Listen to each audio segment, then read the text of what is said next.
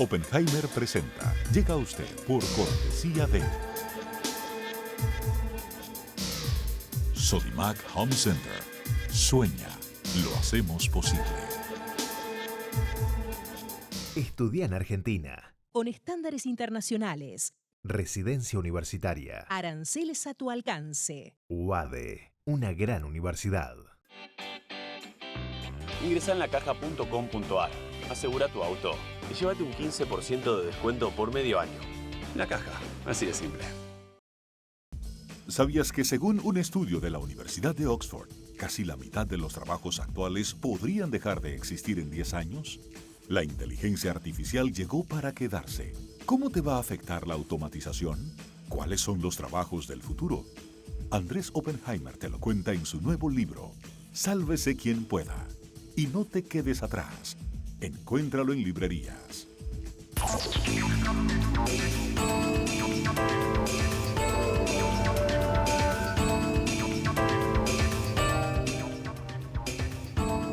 Hola, ¿qué tal? ¿Cómo les va? Soy Andrés Oppenheimer. Gracias por estar con nosotros.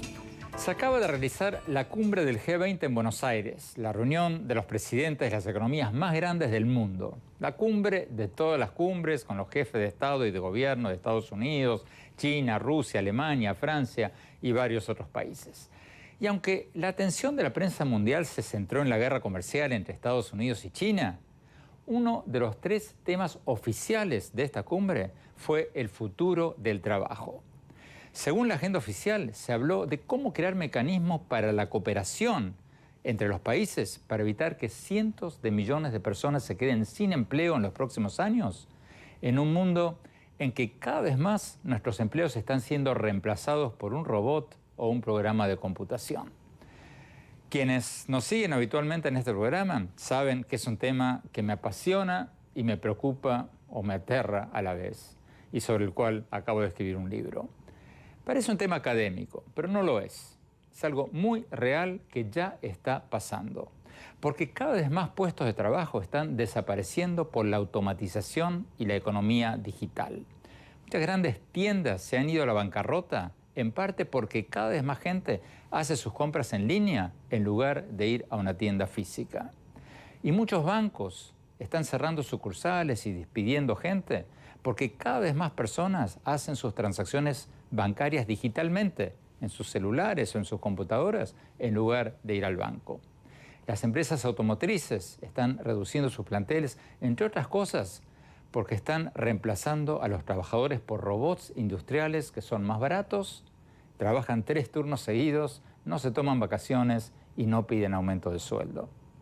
Hace poco hablé del tema con el presidente de Argentina, Mauricio Macri, que presidió la cumbre del G20 y lideró las sesiones sobre este tema.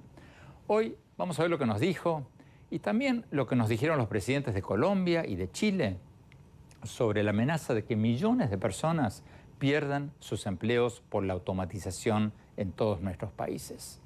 Vamos a ver lo que nos dijeron los 3 presidentes y luego lo vamos a poner en perspectiva con Alicia Bárcena, la secretaria ejecutiva de la CEPAL, la Comisión Económica para América Latina y el Caribe de las Naciones Unidas. Y más tarde en el programa hablaremos de otros temas que dieron mucho que hablar durante la cumbre del G20, como los escándalos de corrupción que están sacudiendo muchos de nuestros países y el éxodo de venezolanos a Colombia y otros países vecinos. Hace pocos días, la vicepresidenta de Colombia, Marta Lucía Ramírez, propuso crear una lista negra de empresas corruptas.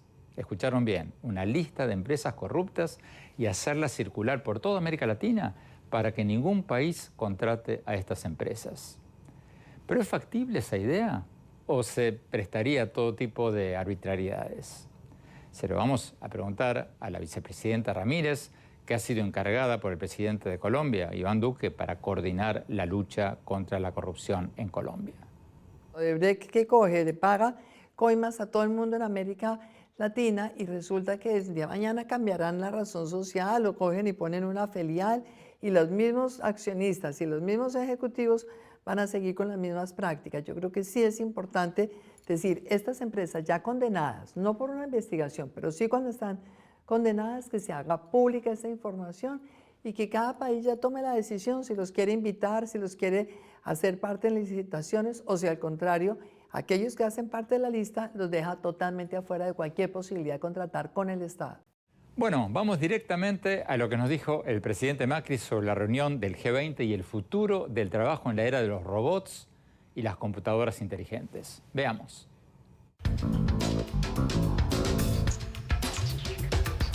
Presidente Macri, usted va a ser el anfitrión del grupo de presidentes del G20, los presidentes de los países más ricos del mundo. Va a venir, ya está confirmado, el presidente Trump a Argentina. Sí, claro que sí. El presidente chino, Xi Jinping, van a venir los grandes líderes mundiales, Argentina. Putin, Merkel, todos. Y uno de los Macron. temas de los que van a hablar va a ser el futuro del trabajo. Esa es la agenda. Es la que propusimos nosotros. Y la amenaza de un impresionante desempleo mundial a raíz de los avances tecnológicos, los robots, los algoritmos.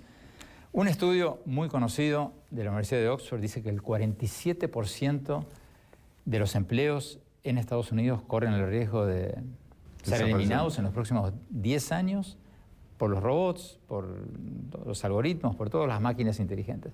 Absolutamente. Por eso lo propuse como tema central para el G20. Y creo que esto tiene una pata fundamental que hay que reconvertir la educación y la capacitación. Hoy este fenómeno nos transforma a todos en médicos. No sé si vos viste que los médicos hace décadas que estudian casi todas las noches, porque la medicina se renueva permanentemente. Bueno, ahora todos pasamos a ser médicos, todos tenemos que volver a recapacitarnos permanentemente. Y ahí un gran conflicto son los gremios docentes, acá y en el mundo entero. Acá hay más agravado, pero que tiene una miopía de oponerse a pensar la educación desde otro lugar, ¿no? E incorporar la robótica, la programación, todo el mundo digital, las impresoras 3D, porque si los chicos no tienen esas herramientas del mundo digital, no tienen futuro. Entonces, estamos trabajando acá en mejorar la conectividad, que la Argentina se atrasó también en la década pasada en términos de acceso a Internet de calidad. Si los chicos no están conectados, no pueden aprender. Y tratar de flexibilizar completamente los programas. Hoy empiezan a hablar de alumnos que pueden no haber ido nunca a clase y recibirse en base a educación a distancia y otros métodos alternativos. Entonces, hay que abrir la cabeza para prepararlos, porque alguien va a tener los trabajos del futuro. Y a un país como el nuestro, que venía atrasado, esto es como una oportunidad, porque en vez de tener que hacer el curso de crecimiento a través de empresas que tienen que acumular capital, el trabajo del futuro, en muchos casos, no requiere de capital. Requiere de una idea, de un desarrollo. Trabajo mental más que trabajo manual. Y nos hacen falta equipos gigantescos que necesitas capital intensivo. Hoy, cuando vos creás un mercado libre, no es capital intensivo, es recurso humano intensivo. Entonces, así como un argentino pudo crear mercado libre, nosotros podemos crear muchas de esas cosas. Nosotros estamos apuntando mucho a ver cómo desarrollar esos nichos de empleo y, sobre todo, el primer emprendedor. Porque las grandes compañías, cada vez más va a pasar lo que vos planteabas. Yo he recibido estos 2 años y medio, por suerte, muchos anunciándome nuevas inversiones. Planta nueva de cerveza. Qué bueno, 200 millones de inversión. ¿Y cuánta gente? 22. ¿Cómo 22? Le apretan un botón y anda todo solo. Es tremenda frustración que uno tiene. ¿Cómo 22? En cambio, un tipo hace un emprendimiento nuevo para hacer empanadas y toma 15 personas y va a facturar el 2% del que produce la fábrica de cerveza. Entonces hay que desarrollar la capacidad emprendedora de tus ciudadanos, de que ellos se animen a emprender. Y en eso de emprender, lo hablamos al principio, el turismo va a jugar un rol fundamental, porque este mundo nos puede llevar a, si hace décadas se trabajaba de lunes a lunes, después pasaron al domingo libre, después pasaron al sábado mediodía, hoy estamos de lunes a viernes. No tenemos que descartar. En Europa ya hay semanas laborales de 4 días. Muchas empresas permiten. Exactamente, entonces vayamos a ir a un mundo que trabaje de lunes a jueves y haya viernes, sábado y domingo de esparcimiento. Y eso genera un desarrollo de esta industria del entretenimiento y del ocio, que la Argentina tiene muchísimo para ofrecer, porque no hay muchos países en el mundo que tengan cataratas, glaciares, el acceso más al sur del mundo, a la Antártida, desiertos, vino, ruta del vino, la pampa, toda la cultura inca entrando a la Argentina por el norte. O sea, tenemos muchísimas cosas para ofrecer. Vamos a la doctora Alicia Bárcena, secretaria ejecutiva de la CEPAL. Doctora Bárcena, me pareció increíble esta anécdota que contó recién el presidente Macri sobre la automatización, una fábrica, una inversión de $200 millones que genera solo 22 trabajos, porque todo lo hacen los robots, todo lo hacen las máquinas. Acaba la pregunta, ¿qué pueden hacer los países del G20 pasada esta cumbre para mitigar el desempleo que van a causar estas fábricas automatizadas? ¿Qué pueden hacer los países? Bueno, sobre todo los desarrollados. Vamos a ver, esta cuarta revolución industrial ha logrado esta convergencia digital genérica de tecnologías físicas y digitales, y creo que los países desarrollados, realmente, sobre todo los del norte, el G20 está compuesto también por otros países, pero yo me quiero referir a Estados Unidos, a Europa, a China, a Canadá, incluso a Holanda, países que están desarrollando una nueva visión de manufactura que integra la tecnología plenamente a nivel vertical y a nivel horizontal, desde, vamos a decir, desde el insumo hasta el cliente. ¿Y qué es lo que hace?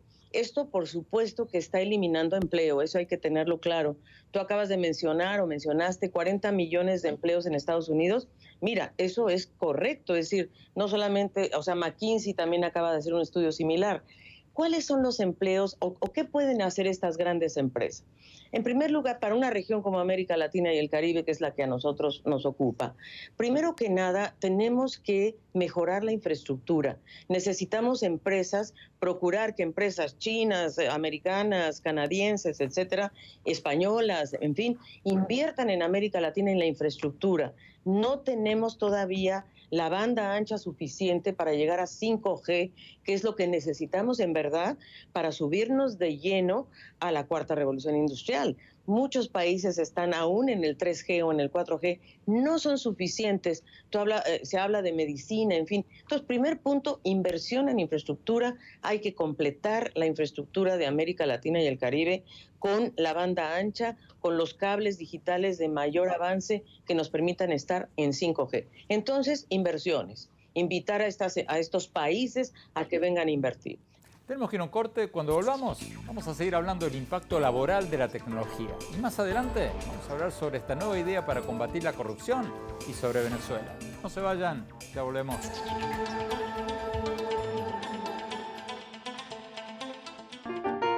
Sueña con ser el papá que tiene las herramientas para hacerlo todo. Busca, encuentra, compara. Descubre la que siempre habías querido. Ven a Sodimac Home Center y llévate una o llévatelas todas. Pruébalas, siéntelas. Compra las herramientas de un super papá sin que te supercueste. Y haz tus super proyectos. Encuentra más, ahorra más. Ven y haz más. Sodimac Home Center. Sueña, lo hacemos posible.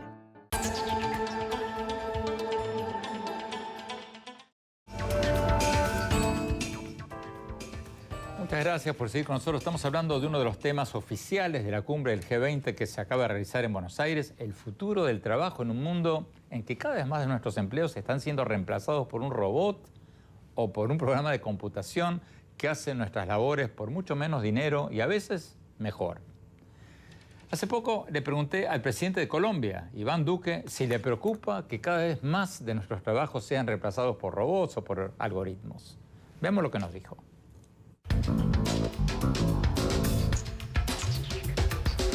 Presidente, usted antes de ser presidente escribió un libro cuando estaba en Washington sobre la economía naranja, la economía de las industrias culturales. Ahora han salido muchísimos estudios de la Universidad de Oxford, del Banco Mundial, del Foro Económico Mundial, que dicen que más del 50% de los trabajos totales en los países emergentes van a desaparecer en los próximos años por la robotización, por la inteligencia artificial, por los algoritmos, etcétera, etcétera. Para Colombia, lo que usted estudió en su momento, lo que usted escribió en su momento, es la opción principal para reemplazar los trabajos que sean terminados por la automatización o una de varias? Yo pienso esto, Andrés. América Latina llegó tarde a la revolución industrial. América Latina llegó tarde a la revolución digital. Lo que no puede ocurrir es que América Latina llegue tarde a la cuarta revolución industrial, que es la sumatoria de lo tradicional con los contenidos, con la propiedad intelectual. Y por eso es tan importante que desde ya la política industrial, la política educativa, la política de formación y los desarrollos de nuevos negocios estén pensados para que nosotros no seamos espectadores de toda esta cuarta revolución, sino que seamos jugadores. ¿Y eso qué implica? Ver sectores donde nosotros podamos tener valor agregado.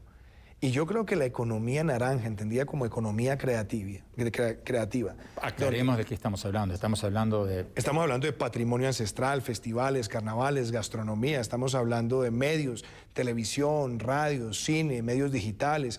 Estamos hablando de artes escénicas, de artes visuales. Estamos hablando de creaciones funcionales como la publicidad, como el diseño, como la joyería, etc.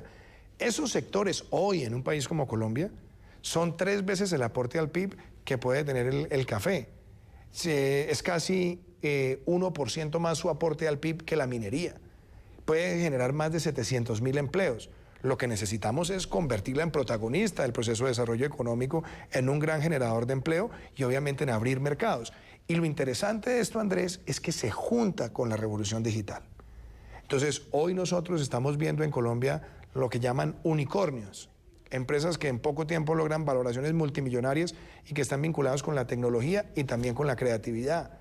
Estamos viendo, por ejemplo, la ebullición de la industria de la música en Colombia como nunca antes. Estamos viendo la ebullición de nuestra industria cinematográfica. Entonces lo que tenemos es que aprovechar esto para generar valor, pero no nos podemos quedar solamente allí. Y ahí viene el tema que lo veo con el último libro tuyo. Si nosotros queremos en América Latina ser ganadores, tenemos que traer las condiciones para que acá se instalen compañías de inteligencia artificial, de Big Data, de Internet de las Cosas, de robótica, de impresión en 3D, porque si no, vamos a ser compradores de esos productos. Yo estoy pensando en el programa de reactivación económica de Colombia, dar la exención de impuesto de renta por 5 años a las empresas que vengan a invertir en estos negocios y generen empleo de mano de obra calificada en esos sectores, de manera que empecemos a nutrir quiénes serán los empresarios de esos sectores en los próximos 10 o 15 años. Y es una forma de irnos preparando también para enfrentar esos desafíos.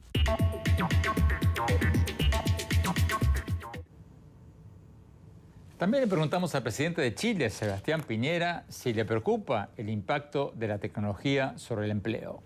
Veamos lo que nos dijo.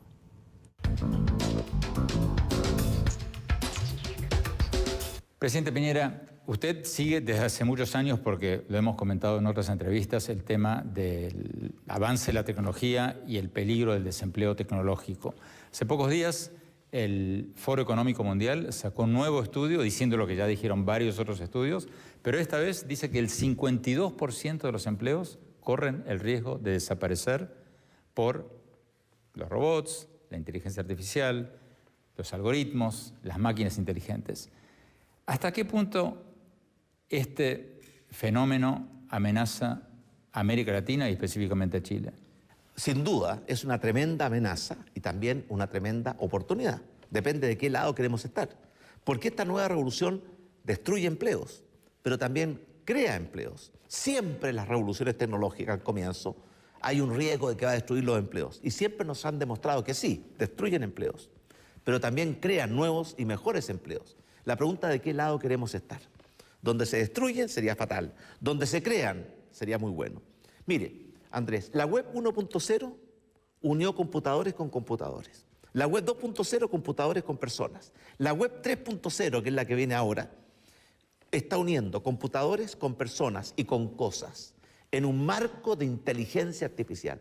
Y esa revolución va a ser mucho más amplia, profunda, y va a cambiar mucho más nuestras vidas que la que ya conocimos nosotros en los últimos 20 años. Y por tanto, muy simple, América Latina no está preparada para esta revolución que viene. Hoy día en Chile, y esto lo avanzamos mucho en nuestro primer gobierno, la mitad de los trámites que un ciudadano tiene que hacer con el Estado, lo puede hacer desde la comodidad de su teléfono inteligente o su computador. Vamos a subir ese porcentaje de 50 a 80% durante este segundo mandato. Por ejemplo, una iniciativa que acabamos de lanzar. En nuestro país tenemos un grave problema, como lo tienen todos los países del mundo, con cómo proveer salud oportuna y de calidad a una población que está envejeciendo y que tiene enfermedades crónicas. Los países jóvenes tienen enfermedades que se pueden curar, como son, ¿cierto?, las enfermedades de diarrea o las enfermedades, ¿cierto?, de los niños. Los países con población envejecida tienen enfermedades crónicas que se pueden tratar, pero no se pueden todavía curar. La hipertensión, la diabetes. ¿Qué es lo que hace el hospital digital? Además de la infraestructura física, el hospital digital es una combinación de tener todas las fichas médicas de los pacientes, electrónicas y por tanto fácil de leer, toda la información de diagnóstico que existe en el mundo. Por otra parte, una unidad de inteligencia artificial que es capaz de tomar la realidad de un paciente, compararla con el conocimiento médico que está acumulado en la nube y por tanto diagnosticar y recetar una terapia a esa persona. Si además tenemos un mecanismo de comunicación rápida, de telecomunicación, nos permite que podemos llegar a cualquier rincón de Chile con los mejores médicos especialistas del mundo que están en esta inteligencia artificial y con los mejores médicos especialistas físicos de nuestro país o de otros países. Es una revolución gigantesca. Es poner la tecnología al servicio de las personas. Alicia Bárcena, secretaria ejecutiva de la CEPAL, de la Comisión Económica para América Latina y el Caribe. El presidente de Chile, Piñera, nos acaba de decir que América Latina no solo no está preparada para esta revolución industrial, laboral que se viene, sino que no se está preparando. ¿Cierto o falso? Cierto. Yo creo que efectivamente, como él dice, tenemos dos problemas. Uno es cómo formamos al personal que actualmente está trabajando, a los trabajadores actuales, porque el problema es hoy, y cómo comprometemos a las empresas para que apoyen esto con educación dual, capacitación continua, mayor flexibilidad de trabajo, pero manteniendo los niveles de bienestar. O sea, hay que buscar otras reglas del juego. Y realmente creo que hay que tener capacitación integral y coordinar la formación de la fuerza laboral actual. Y por otra parte, la formación de los que vienen. Pero el 67% de los niños que hoy están estudiando educación primaria van a estar, que se llama la generación Z, van a trabajar en empleos que hoy no conocemos y van a desaparecer tantos otros empleos y no sé si esa generación ya la estamos preparando, no estoy segura. Y segundo, en la región tenemos 160, de los cuales el 4% vive en la pobreza. Estudia ni trabaja, ni se está capacitando y el otro quinto está en empleos informales. ¿Cómo le hacemos para vencer esa enorme barrera? Creo que tenemos que partir infraestructura, capacitación de los trabajadores actuales y de los jóvenes. No está preparada América Latina y el Caribe, desde luego. Y tu libro, Sálvese quien pueda, es un poco aterrador, pero es muy realista. Doctora Bárcena, ¿los países ricos pueden hacer algo, van a hacer algo para ayudar a los países emergentes? ¿O van a decir, arréglense como puedan, nosotros nos salvamos nosotros? Por ahora se están tratando de salvar ellos, siento decirlo. O sea, estas tensiones comerciales entre China y Estados Unidos no son solo comerciales, son realmente tecnológicas. Y como te decía, lo que está sucediendo es que se están concentrando las plataformas digitales tecnológicas de última generación en Estados Unidos y en China.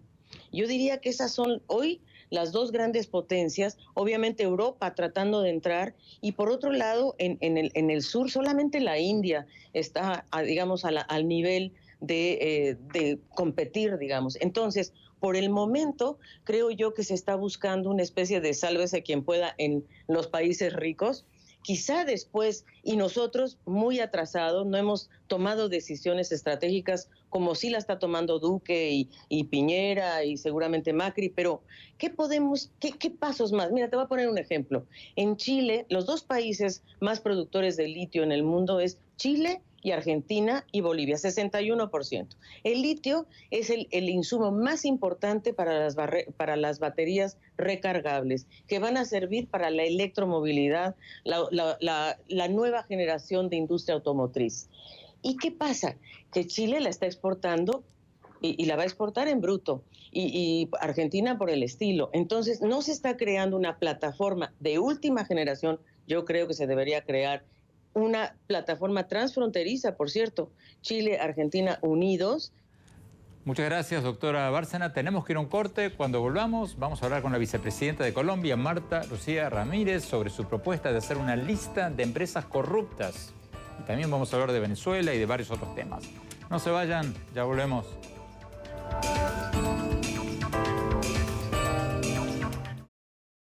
Hola, los invito a leer mi nuevo libro Sálvese quien pueda, donde hablo del futuro de los abogados, los médicos, los maestros, los trabajadores bancarios y docenas de otras ocupaciones que están siendo amenazadas por los robots y los programas de computación.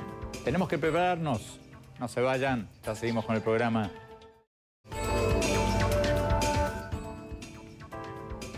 Gracias por seguir con nosotros. La vicepresidenta de Colombia, Marta Lucía Ramírez, propuso hace unos días hacer una lista de empresas corruptas y hacerlas públicas para que ningún país las contrate. Una lista negra de empresas condenadas por pagar sobornos, hecha por cada país y compartida con los demás. ¿Cuán factible sería esta idea? ¿Se debe hacer o se prestaría a todo tipo de arbitrariedades? Hace pocas horas hablamos con ella, con la vicepresidenta Ramírez, que ha sido encargada por el presidente Iván Duque para coordinar la lucha contra la corrupción, entre varios otros temas.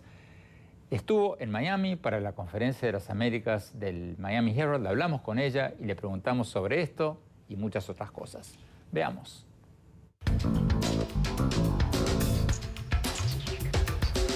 Vicepresidenta Marta Lucía Ramírez, muchas gracias por estar con nosotros. Uno de los temas del G20 fue la corrupción. Usted hace pocos días hizo titulares proponiendo que los países hagan una lista negra, no la llamó así, bueno, una lista de empresas corruptas. ¿Qué es eso? ¿Cómo funcionaría eso? Andrés, tenemos que lograr que haya una sanción eficaz contra los corruptos, que el sistema judicial de nuestros países realmente esté en capacidad de aplicar sanciones drásticas, cobrar multas, ir detrás, obviamente, de los recursos de los corruptos. Pero por otro lado, tenemos también que lograr que haya sanciones sociales y que haya una mejor prevención. Y la manera también de lograr esa prevención es que si al menos la gente tiene información de las empresas que han sido ya condenadas por corrupción, se logra ese doble efecto. Hay una sanción social y hay una manera en que los países pueden prevenir y dejar de contratar con los corruptos.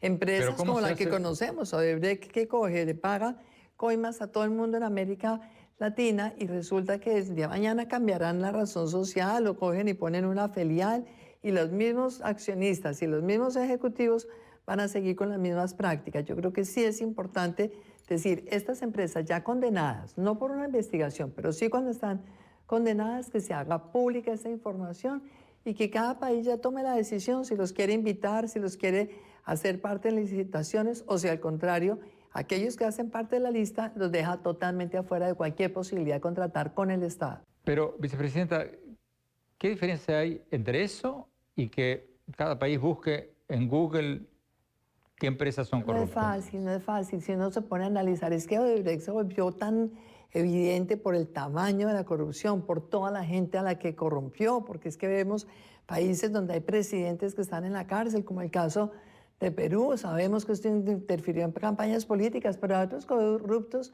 que tienen, digamos, unas ideas mucho más moderadas, que no se meten en la política, que están contentos con ganarse un contrato y no están pensando en las grandes cantidades. Entonces eso puede pasar desapercibido. Un tribunal de justicia en un estado pequeño, en Colombia o en Brasil o lo que sea, puede terminar condenando a una persona y nadie se entera. Lo importante acá es elevarlo al nivel público y dejarlo de verdad con esa sanción social. A ver, vicepresidenta, ¿cómo funcionaría en la práctica eso? ¿Cada gobierno tendría que hacer una lista de empresas corruptas? Cada gobierno se compromete, si todos están de acuerdo, se compromete a que le pida a su Poder Judicial que una vez que haya condenas efectivas por corrupción, suministre esa información y cada gobierno a través de su Cancillería la sube a la web o hace realmente que esa lista se nutra con el aporte que haga cada uno de los estados.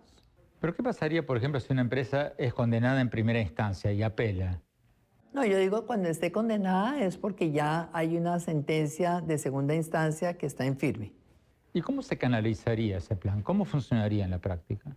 Nosotros hemos propuesto en la cumbre iberoamericana que hubo hace unos días en Guatemala que esto se maneja a través de un acuerdo entre los jefes de Estado, entre los jefes de Estado y los cancilleres, de tal manera que se conforme esta lista y que realmente también esta lista la podamos ligar a la Convención Internacional contra el Soborno, que hace parte también de todo este marco normativo de Naciones Unidas, y que entonces todos estos países, una vez que los jefes de Estado firmen el convenio, pues se comprometan a elevar esa información a esa lista pública. Es simplemente darle a los países información y ponerle la luz de alerta sobre personas que no son confiables, sobre personas que realmente si se les hace una trazabilidad, sabemos que tienen realmente en su manera de hacer negocios, pues obviamente comportamientos corruptos que van con seguridad a aplicar en el país de cada uno. Yo no quisiera que ninguno de ellos llegue a Colombia, porque ya tenemos suficiente corrupción adentro y la tenemos que acabar también nosotros. Tenemos que ir a un corte. Cuando volvamos, seguimos con la vicepresidenta de Colombia, Marta Lucía Ramírez. Le preguntamos también sobre Venezuela y qué hará Colombia para frenar el éxodo de venezolanos. No se vayan, ya volvemos.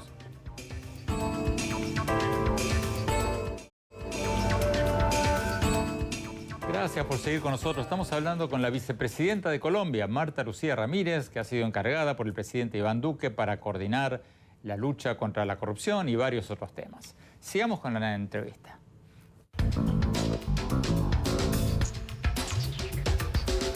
Otro tema del que se habló en el G20, vicepresidenta, es el comercio. China y Estados Unidos están a las bofetadas, hay una disputa comercial. Europa no se sabe para qué lado va a ir, se está partiendo por el Brexit. ¿Qué va a pasar en América Latina? ¿Qué va a pasar, por ejemplo, con la Alianza para el Pacífico, el bloque comercial integrado por Chile, Perú, Colombia y México, ahora que asume el nuevo presidente de México, Andrés Manuel López Obrador? ¿Qué futuro hay para la integración latinoamericana de la que se vive hablando tanto tiempo, pero que sigue tan estancada como hace 100 años? Yo creo que, en primer lugar, sobre el proteccionismo, los ciudadanos del mundo también poco a poco se irán dando cuenta que si bien es cierto que esos cantos de sirena del proteccionismo es que para generar más empleos al interior del país, pues al final del día también tienen de contra el que empiezan a tener que asumir el costo de tener en sus países industrias ineficientes con precios muy altos y volvemos entonces al pasado remoto donde los ciudadanos no tenían la posibilidad de acceder a bienes de mejor calidad y precio. Yo sí creo que hay que seguir insistiendo en que entre más transparente sea el comercio, entre más libre sea el mercado, tanto mejores opciones tienen los consumidores y los ciudadanos. En el caso de la Alianza del Pacífico, creo que es el único esquema de integración que está funcionando en América Latina, porque sabemos que la Comunidad Andina, el Mercosur, todos estos esquemas quedaron realmente arrasados. En parte fue todo el tema del chavismo, lo que acabó con la Comunidad Andina. El Mercosur pues colapsó por su propia inercia. Hoy por hoy vemos que es interesante la Alianza del Pacífico porque son países que están de verdad convencidos de las ventajas de integrarse, de tener unas reglas de origen comunes, de poder complementar producciones y cadenas de valor. Y yo creo que además tener en este momento tantos países que están como observadores, con interés de ingresar a esta Alianza del Pacífico, justamente cuando se cayó el otro gran bloque de integración que se estaba armando, que es el TPP, el Trans-Pacific Partnership. Entonces esto sí nos da una posibilidad real de integrarnos mirando justamente ese mercado del Pacífico, porque el crecimiento económico en los próximos años va a ser Asia, sin ninguna duda, va a seguir jalonando el Asia y creo que pues vamos a tener una posición realmente privilegiada. El solo hecho de tener misiones comerciales conjuntas, tener una presencia conjunta como lo están haciendo ya México, Perú, Colombia y Chile. vamos a ver, ojalá que México siga montado en ese mismo barco con la misma determinación y entusiasmo con que lo ha estado hasta ahora. ¿Qué señales están recibiendo de México respecto de la Alianza del Pacífico? No, Colombia no ha recibido ninguna señal que vaya en contravía de la integración que tenemos hoy en ese acuerdo que fue el G3, del cual hacía parte Venezuela, se retiró, entonces hoy somos el G2. Nuestra relación con México en materia comercial y de inversiones es una relación bastante profunda. Yo realmente creo que México va a comportarse ya de una manera mucho más clara a partir de enero. Vamos a saber cuál es el nuevo discurso mexicano en materia de comercio. Y yo creo que por un lado pues van a tener la situación frente a Estados Unidos, que sabemos que es de muchísima presión para el proteccionismo, porque creo que es lo que estamos viendo en Estados Unidos, y quizás de pronto México va a querer aplicar lo mismo hacia el resto de América Latina, pero es incierto, porque de todas maneras también sabemos que cualquiera que cierre su mercado va a tener que asumir que le cierren otros mercados en México, y depende fundamentalmente de las exportaciones hacia Estados Unidos y hacia el resto del mundo. Entonces yo creería que sería muy difícil que vayan a tomar una decisión equivocada de pretender cerrarse ante el mundo. Tenemos que ir a un corte. Cuando volvamos, vamos a hablar con la vicepresidenta de Colombia, Marta Lucía Ramírez, sobre Venezuela. No se vayan, ya volvemos.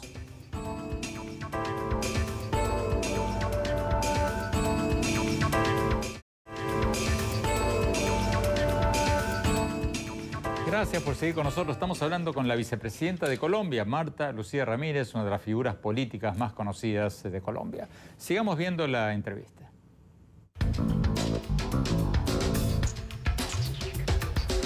Su país, Colombia, está recibiendo un flujo impresionante de inmigrantes o refugiados venezolanos.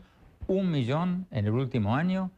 Hay funcionarios colombianos que dicen que eso podría duplicarse en el próximo año. Otro millón de venezolanos.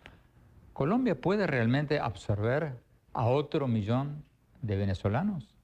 No, Andrés, no podríamos. Realmente eso nos llevaría a nosotros a una situación de extrema gravedad, de gran riesgo.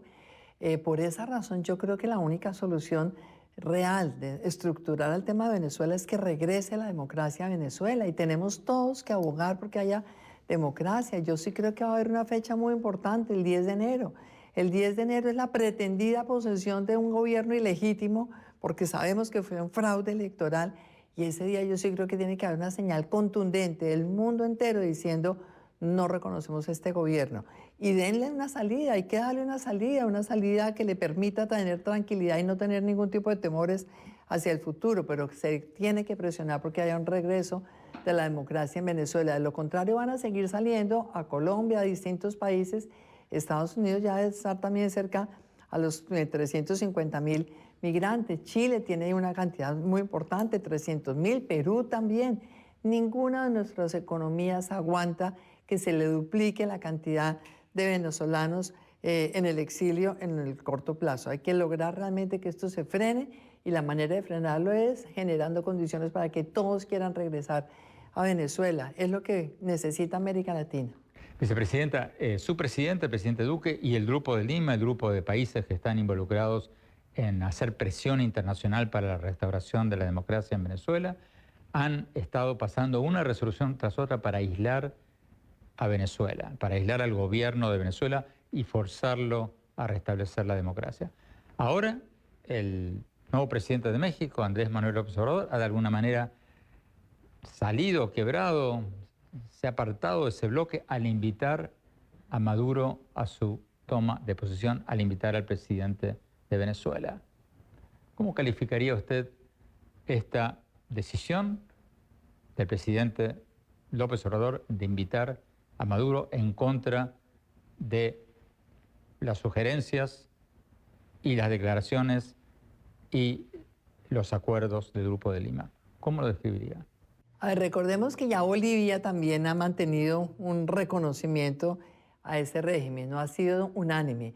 Y yo pensaría que el presidente Manuel López Obrador era esperable porque él ha tenido una relación de cercanía con Venezuela. Yo creo que también es de alguna manera mostrando siempre su capacidad de antagonizar frente a Estados Unidos y frente a otros, pero me parece realmente que es muy mal precedente, porque Creo que en este momento nadie puede estar conforme con una dictadura que tiene sometido a un país a las atrocidades que vemos que suceden en Venezuela. Colombia, el presidente Duque ha dicho que a partir del 10 de enero, cuando tome posesión el presidente Maduro para un nuevo mandato, Colombia va a romper relaciones diplomáticas con Venezuela. Pero, ¿qué significa eso? Porque van a mantener relaciones consulares. De alguna manera, ¿cómo va a funcionar eso? En la práctica ya es casi lo que tenemos hoy, porque es que nosotros no tenemos un embajador en Venezuela desde hace rato. Lo empezó el gobierno anterior en Colombia, se demoró mucho, porque el gobierno anterior de Colombia fue muy condescendiente con Chávez y después con Maduro. Dice que por el tema de las FARC, que eso es totalmente inaceptable. Uno jamás puede pretender construir la paz de un país a costa de la democracia de otro. Pero bueno, el gobierno anterior en Colombia dijo, no reconocemos esta última elección de Maduro, se trajo al embajador a Colombia, se le llamó a Colombia. Tenemos hoy una oficina consular que básicamente hace trámites consulares para los colombianos que están viviendo en Venezuela o para algún venezolano que quiera viajar a Colombia por algún motivo necesita o apostillar un documento o algo. La relación consular es muy limitada a la población colombiana que vive en Venezuela y eso es lo que se va a mantener después del 10 de enero, pero ojalá el 10 de enero la reacción contundente de todos los jefes de Estado haga que la dictadura entienda que no puede permanecer en Venezuela ad infinitum, eternamente. Eso no se puede seguir permitiendo. Nos están pidiendo un corte. Cuando volvamos, mi reflexión sobre la cumbre del G20 en Argentina. No se vayan, ya volvemos.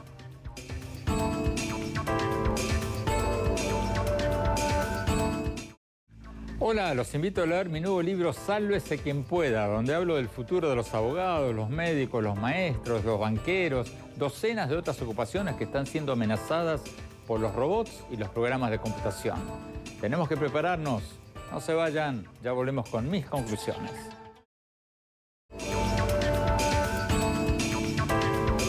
Muchas gracias por seguir con nosotros. Mi reflexión sobre la cumbre del G20 y lo que hablábamos al principio del programa. No voy a comentar sobre las conclusiones de la cumbre ni sobre el resultado de las gestiones para evitar una guerra comercial entre Estados Unidos y China, porque ahora, en la hora que estamos grabando este programa, todavía no tenemos las conclusiones finales de la cumbre. Pero hay una cosa que me pareció importante y que pasó un poquito desapercibida en los medios.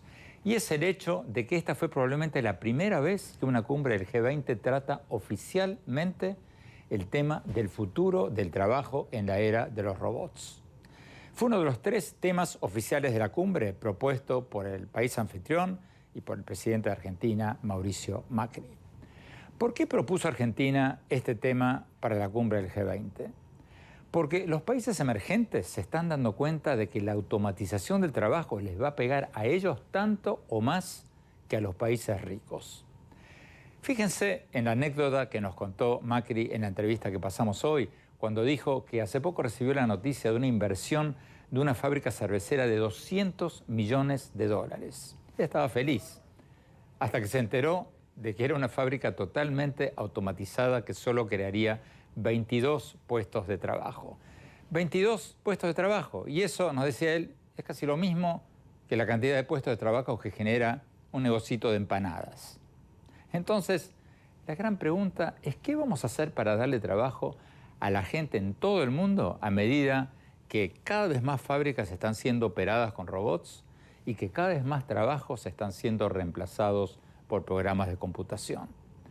En buena hora, los presidentes de las economías más grandes del mundo empezaron a debatir este tema en esta cumbre del G20. En un futuro van a tener que estudiar si la solución es un ingreso básico universal o cobrarle impuestos a los robots, como propuso Bill Gates, o alguna otra cosa. Pero al menos la amenaza del desempleo masivo por la tecnología se ha puesto en el centro de la agenda política mundial. Y eso es bueno, porque de una manera u otra esto nos va a afectar a todos. Bueno, muchas gracias por habernos acompañado y los invito a visitar mi blog, andresopenheimer.com. Si se registran ahí, les vamos a mandar por email todas mis columnas del Miami Herald y nuestros más recientes programas. Les recuerdo la dirección es andresopenheimer.com Y síganos en mi Twitter, @OppenheimerA, en mi Facebook y ahora también en Instagram, en Andrés Oppenheimer Oficial. Gracias. Hasta la semana próxima.